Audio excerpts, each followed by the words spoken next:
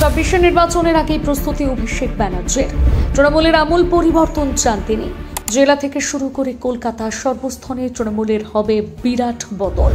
ঠিক কেমন প্রস্তুতি নিয়েছেন অভিষেক ব্যানার্জি, দেখে নিন আজকের প্রতিবেদনে। চোখের অপারেশন করিয়ে আস্তে না আস্তে এবার রাজনীতির মঞ্চে দাপট দেখানো শুরু করলেন অভিষেক ব্যানার্জি।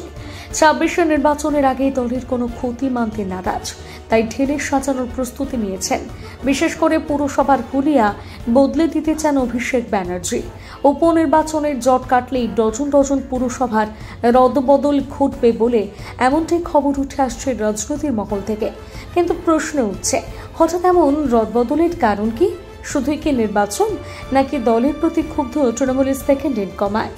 ২৪ লোকসভা নির্বাচনে বিরোধী দলকে ভোগ আড্ডা করে বাংলায় বেশ ভালো ফলাফল করে তৃণমূল। এমনকি ২০১৯-এ যে সমস্ত আসনে বিজেপি নিজের স্থান দখল করে নেয়, সেই সমস্ত আসনও শাসক দল কায়েম করে নেয়। তবে তারপরও মনোপুত ফলাফল করতে পারেনি তৃণমূল। ২১শে জুলাইয়ের মঞ্চ থেকে এমনই মন্তব্য করতে শোনা যায় তৃণমূলের সর্বভারতীয় সাধারণ সম্পাদক অভিষেক ব্যানার্জিকে। বিশেষ করে পুরসভা এলাকাগুলোতে দেখা গিয়েছে ব্যর্থতার ফলাফল। বিশিষ্ট গণমাধ্যমের তরফ থেকে এই বিষয়ে সমীক্ষার ফলাফল প্রকাশ করে। সেখান থেকে জানা যায় ২০২২ সালে এ রাজ্যে পুরসভা নির্বাচনে ১২১টি পুরসভার মধ্যে তৃণমূল ১১৯টি পুরসভা দখল করে। এদিকে বিজেপির শূন্যস্থান নিয়ে বসে থাকে। উল্টো দিকে ২০২৪-এর লোকসভা ভোটে পুরসভার ফলাফলের দিকে নজর রাখলে দেখবেন এদিক থেকে বিজেপি এগিয়ে। ১২১টি পুরসভার মধ্যে বিজেপি ৭৪টি পুরসভাতে এগিয়ে, আর এদিকে তৃণমূল ৪১টি পুরসভাতে স্থান দখল করে। তবে শুধু জেলার পুরসভাগুলি নয়, একই সাথে কলকাতার পুরসভাগুলিতেও একই ফলাফল। ২০২২-এর পুরসভা নির্বাচনের তুলনায় ২৪-এর নির্বাচনে পুরসভাগুলো খুব একটা উল্লাসজনক ফলাফল তৈরি করতে পারেনি, যার ফলে স্বাভাবিকভাবেই অসন্তুষ্ট হয়েছেন তৃণমূলের অন্যতম স্তম্ভ অভিষেক ব্যানার্জি। কোথাও গিয়ে মনে হয়েছে তৃণমূল কোণঠাসা হয়ে পড়েছে। এই ফলাফল তিনি ঠাউর করার পরই পুরসভায় রদবদলের সিদ্ধান্ত নেন। অভিষেক ব্যানার্জির সিদ্ধান্ত নিয়েছেন পুরসভাগুলিতে পুর চেয়ারম্যানের বদল আনতে হবে, আর সেই মতন কাজ শুরু হয়ে গিয়েছে বলেও জানা যায়। গণমাধ্যম সূত্রে উঠে আসে ১২৫টি পুরসভায় রদবদল করা হবে।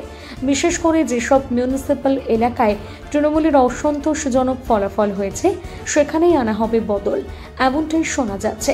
কাউন্সিলর সহ চেয়ারম্যান, ভাইস চেয়ারম্যানের ভূমিকাও খতিয়ে দেখা হবে। তথ্য সূত্রে জানা গিয়েছে শুধু পুর নেতৃত্বই নয়, বিভিন্ন সাংগঠনিক জেলাতে সভাপতি আসনেও বদল আনা হবে। অভিষেক ব্যানার্জির স্পষ্ট বার্তা, দলের প্রতি আনুগত্য নয়, পারফরমেন্সই হবে শেষ কথা। ইতিমধ্যে কোথায় কোথায় বদল আনতে হবে সেই নিয়ে অভিষেক ব্যানার্জি তালিকাও জমা করে দিয়েছেন নেত্রী মমতা ব্যানার্জির কাছে। এখন প্রশ্ন, এই তালিকায় কলকাতা নেই তো? সূত্রের খবর, এই তালিকায় কলকাতার নাম নিশানা রাখেনি অভিষেক ব্যানার্জি, যার ফলে বেড়েছে আরও জল্পনা। কেন রাখা হলো না কলকাতাকে? কারণ আপাত দৃষ্টিতে দেখতে গেলে ২৪-এর লোকসভা ভোটে কলকাতা পুরসভাগুলি কিন্তু খুব একটা ভালো ফল দেখাতে পারেনি। তথ্য বলছে ২২-এর পুরসভা নির্বাচনে তৃণমূল ১৩৪টি ওয়ার্ড জিতেছিল, আর উল্টো দিকে বিজেপি জয়ী হয় মাত্র ৩টি ওয়ার্ডে। তবে ২৪-এর লোকসভা ভোটে ১৪৪টি ওয়ার্ডের মধ্যে ৪৫টি ওয়ার্ডে এগিয়ে থাকে বিজেপি, আর ৯৮ ওয়ার্ডে জয়ী হয় তৃণমূল। অর্থাৎ কথা স্পষ্ট, ২৪-এর লোকসভা ভোটে কলকাতায় তৃণমূলের ওয়ার্ড ভিত্তিক ফলাফল অত্যন্ত খারাপ, কিন্তু তারপরেও রদবদলের তালিকায় বাতিল পড়েছে কলকাতা। তবে ঠিক কী কারণে বাতিল হচ্ছে সে বিষয়টি এখনো স্পষ্ট নয়।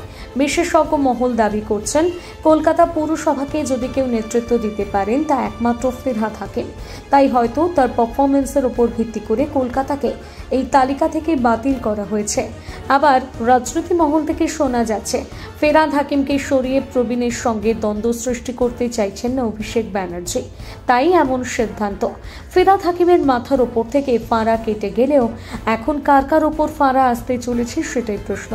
সেই সাথে প্রশ্ন উঠছে, অভিষেক ব্যানার্জির রদবদলের এই তালিকাকে কি মান্যতা দেবেন নেত্রী মমতা ব্যানার্জি? যদিও এখন পুরোটাই ক্রমশ প্রকাশ্য।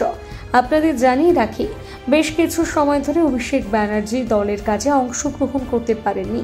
মূলত শারীরিক অসুস্থতার কারণে বিদেশে গিয়ে চিকিৎসা করাতে হয় তাকে, কিন্তু এবার দলের সাথে কোনো গদ্দারি করতে চান না, তাই সুস্থ হতে উঠে পড়ে লেগেছেন দলের কাঠামো মজবুত করতে। প্রতিবেদনটি লিখেছে সুনন্দা মান্না। কণ্ঠেরিয়া সরকার, গ্রাফিক্স করেছে শুভঙ্কর সরকার। বাংলা হান্টের আরো নিত্য নতুন প্রতিবেদন দেখতে নজর রাখুন আমাদের পেজে।